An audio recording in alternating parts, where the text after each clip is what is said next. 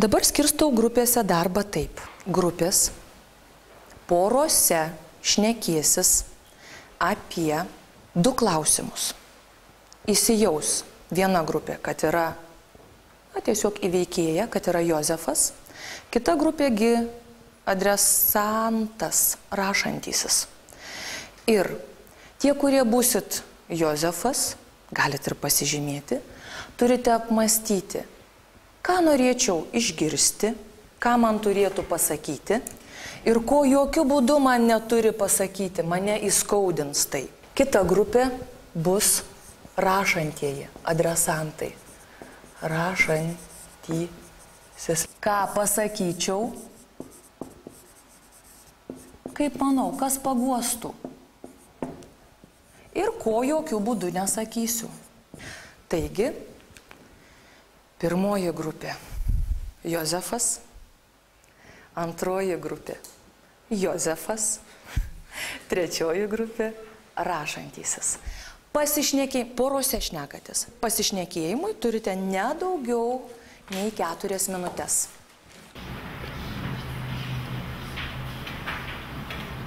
Ar jau galėtumėm baigti, ar jums dar reikia šiek tiek papildomo laiko?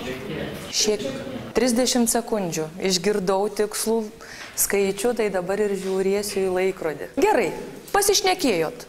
Dabar norėčiau, kad grupė užrašyt, o dabar, įsivaizduokite, kad tai yra vienas lapas, taip, o tai yra kitos grupės lapas. Aš norėčiau, kad jūs pasitarę, padalinę lapą pusiau, horizontaliai, tiesiog užrašytumėte jums kilusias mintis. Bet jeigu grupės draugai mano, kad tai nėra labai svarbu, tai tos minties neužrašykite. Taigi surašykite kilusias mintis. Tam 6 minutės darbui. Jeigu reikia pagalbos, kvieskitės.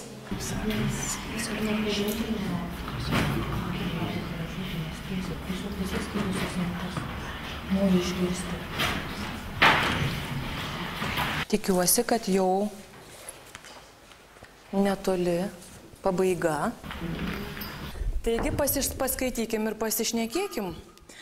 Kągi jūs manote, norėtų išgirsti patyčias girdėjęs ir patyčias patyręs žmogus? Ir ką sakytumėte? Aš manau, kad visai peno mintims pakankamai yra, tiesa? Mes jau šnekėjomės ir iš viso, ir kai filmą žiūrėjome, ką pasakytumėme, kaip paguostumėme, tai dabar ant stalo yra lapai, jums prisiminti su didi A4 formato lapai. Kiekvienam po lapą jums prisiminti laiško instrukciją tiesiog. Prisiminkit, kas turi būti asmeninėme laiške. Šalia yra laiškas, jeigu jums tai pagelbėtų. Bet dabar norėčiau vėlgi, kad intuicijos niekur nepaliktumėte ir grupė pasitarusi nuspręstumėte, kaip pradėsit laišką, ką pasakysite, tiesiog pasišnekėtumėt apie turinį, kas bus jūsų laiške jau dabar. Ką pasakysit, kokį pavyzdį ir kaip pabaigsit laišką. Tam darbui aš jums skiriu vos 4 minutės. Intuityviai, ko dabar norisi, ką parašytumėt.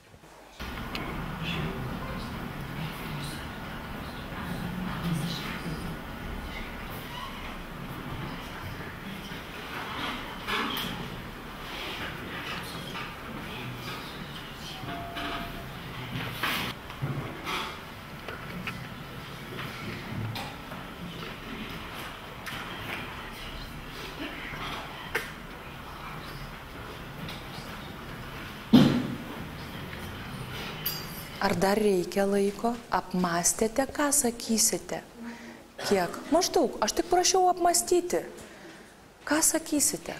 Susikaupkit, tai tada tiesiog gal bus mintis eigoje. Gerai? Gerai. Tvarka. Nebūtinai turėjot parašyti, juk taip. Juk sakiau, apmastykite. Nepasisekė, ne viską šiek tiek susipainiojote jausmuose, gal kils minčių, kai kiti rašys. Pradėkime daryti bendrą minčių žemėlapį kartu. Ką po ko rašysim, nuo ko pradėsim, ką paskui pasakysim Jozefui, ką papasakosim. Brėžkim minčių žemėlapį. Į sąsiuvinius nebraižykit, aš jums jį nufotografuosiu ir įkelsiu į puslapį, galėsit pasižiūrėti. Taigi, ant stalo yra rašikliai, mes su jumis jau kalbėjomės, aš jums pasakiau užuominą atsinešti šiokių tokių iliustracijų, nors dar nežino tiksliai, kur jas panaudosite. Dabar vėlgi, intuityviai, kaip jaučiasi žmogus, ką jam pasakytumėte. Nuo ko pradėsit? Kas turit, žinot, nuo ko pradėsit, ateikit ir drąsiai pradėkit minčių žemėlapį. Taigi, nuo ko pradėsit? Eikš, Gustė, rašiklį pasiimk taip. Matau, reikės?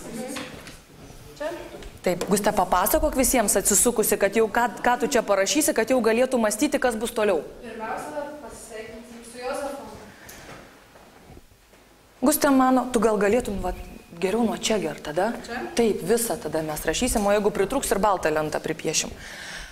Taip, Gustė mano, jog reikia pasisveikinti. Na, jau toliau, kaip jūs patys manot, kaip pratęsit toliau, koks bus kitas etapas? Gustės pasisveikinimo iliustracija. Čia? Na va, pradėjo minčių žemėlapį. Pirmas etapas - pasisveikinimas. Sveikas, Jozefai. Ką žinot, kas bus toliau, ką rašysit toliau? Eikit drąsiai. Brėžkit. Kaip brėžit, kur brėžit? Eik, Raminta. Na? Samėsime, kaip Jozefui sekasi. Ką man papasakoti? O gal kas nors žinot antrą variantą, kitą šaką? Tuoj palauk, Dovydai, tuoj. Raminta rašo, bet girdi, Dovydas nesutinka, jis nori brėžti visai kitą minčių žemėlapio šaką. Dovydai, kodėl ir kokią? Tai aš manau, kad reikėtų parašyti jam. Brėžk kitur šaką, taip. Tai galbūt Taip. čia. Taip. Ir parašyti jam, kad aš žinau, kas tau nutiko ir tai sužinojęs nusprendžiu parašyti tau. Puiku, kad aš žinau. Raminta, gal galėtum nubrėžti savo šaką, kad mes matytumėm, jog iš pasisveikinimo du žemėlapiai skleidžiasi. Tiesiog rodiklėlę brūkštelk. Na, dabar jau jūsų apsisprendimas, kurią šaką tęsite, ar Dovydo, ar Ramintos. Mąstykit, visi jūsų pasišnekėjimai dabar jau turi būti pergrupuoti, tiesa? Taip. Ačiū. Gerai. Aš žinau, kas tau nutiko. Ačiū, Dovydai, jog paisai, kad į žmogų, kuriam rašai, kreipiamės rašydami didžiąją. Ką žino, tęsinė, kurią šaką tęsite? Ar kaip tau sekasi šiuo metu, kokia tavo savijauta, ar aš žinau, kas tau nutiko ir noriu pasidomėti. Kas turit minčių, eikit. Na, kurią šaką tęsi? Žinoma, kad Dovydą, taip.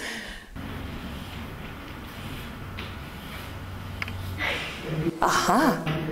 Pasakymo problema ir Jozefas grįžta į prisiminimus. A, tu manai, kad vėl grįšit į šitą tašką? Kaip įdomiai.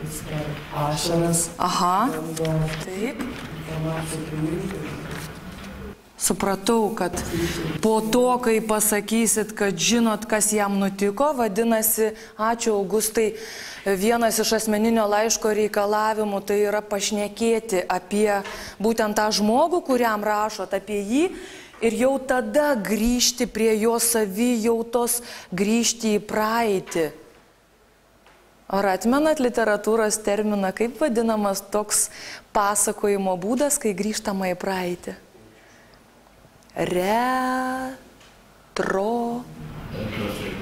Retrospektyvusis pasakojimas. Gerai? Kas toliau?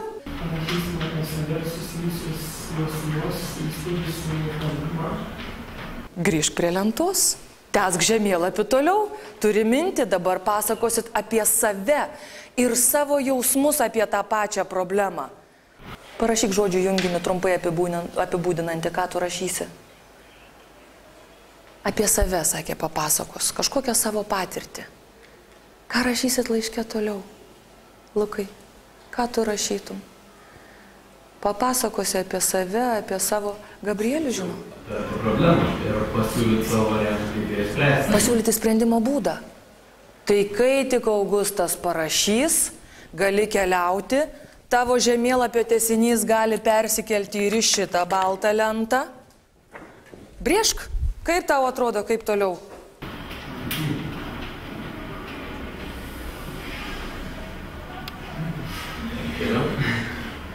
Gerai, gerai. Gabrielius pasiūlys sprendimo būdą, o gal net ir kelis, kaip jis išspręstų šią problemą. Gal turit minčių, kas toliau? Pasiūlysit sprendimo būdą, ką toliau rašysite laiške? Bėk. Julija sako, jog ji dar parašys padrąsinimo žodžių, padrąsinančių žodžių. Na gerai, padrąsinsit. Padrąsinot žmogų. Klausau? Palinkėjimas. Kiekvienas asmeninis laiškas turi būti baigiamas palinkėjimu, tiesa? Ir žvilgtelėkite instrukciją. Telieka pasirašyti, na kieno parašas toks pats gražiausias. Jam tada šitą. Taip, linksmas, vis tiek čiuožia. Tai tada, kad jūs nedrąsus, aš drąsesnė. Dešinėje pusėje pasirašėm. Štai jūsų sukurtas minčių žemėlapis. Grįžkime prie pamokos uždavinio. Vienas iš tikslų padaryti minčių žemėlapį. Rezultatas. Padaryti minčių žemėlapį, kiek prašiau variantų? Pasisekė? Išsiskyrė 2 variantai, bet po to padarėm vieną. Taigi šis minčių žemėlapis bus mano svetainėje. Namų darbas apmąstyti, kaip kiekvieną iš etapų praplėsite, ką asmeniškai jūs pasakysite Jozefui. Dabar pamąstykime apie pamoką. Išgirdot namų darbą?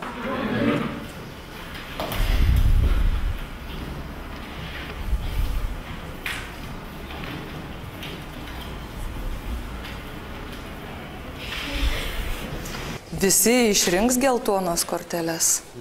Kiekviena spalva turi savo reikšmę. Tuojau. Spalvoti sakiniai. Kol aš apversiu, aiškinu instrukciją. Kiekvienas gavot spalvą ir turite tik vienu sakiniu atsakyti į klausimą. Tik vienu sakiniu. Ne daugiau. Ir ne mažiau. Taip.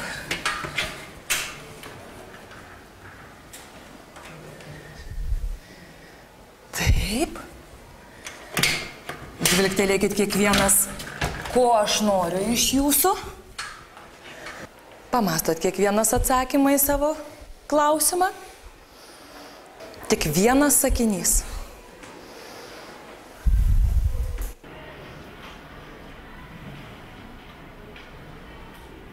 Ir pradėsim vėl suktis karuselę.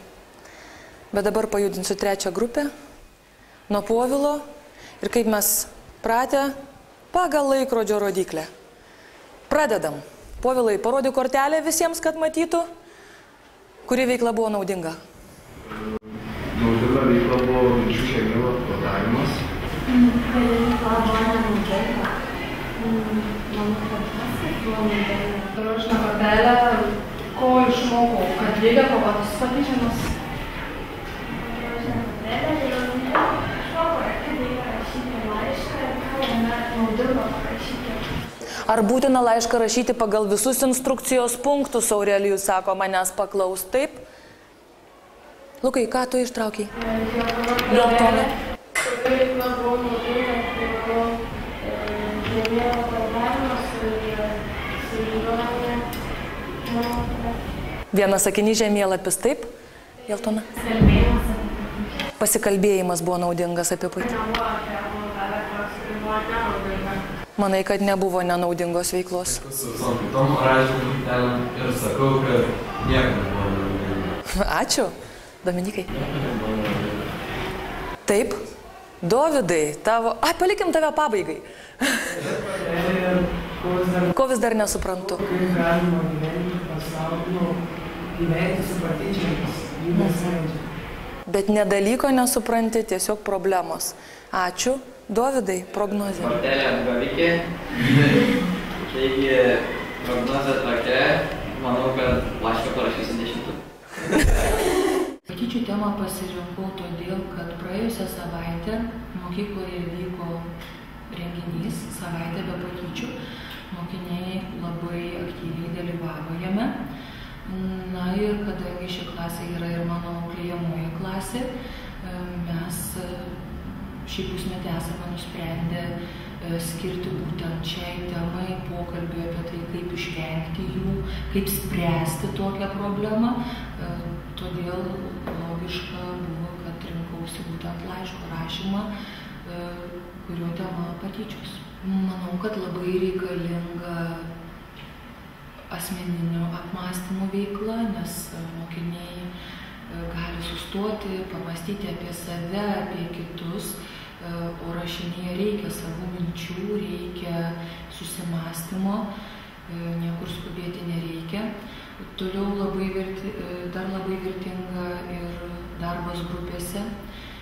Jie padeda vienas kitam, pasiūlo minčių, vadinasi, bendradarbiauja. Na, o ypatingai vertinga veikla yra planavimas, kuriam pasirinktas minčių žemėlapio metodas. Iliustracijas pasirinko mokiniai, tai buvo jų namų darbas. Mes šnekėjomės apie asmeninio laiško struktūrą, analizavome vieną laišką labai smulkiai. Mokiniai išskyrė pasisveikinimą, mokiniai išskyrė skirtingas emocijas, mokiniai išskyrė kalbėjimą apie save ir kalbėjimą apie adresatą. Jiems buvo skirtas namų darbas pasirinkti kiekvieną etapą atspindinčią iliustraciją. Ir būtent tas iliustracijas mes panaudojome kurdami minčių žemėlapį.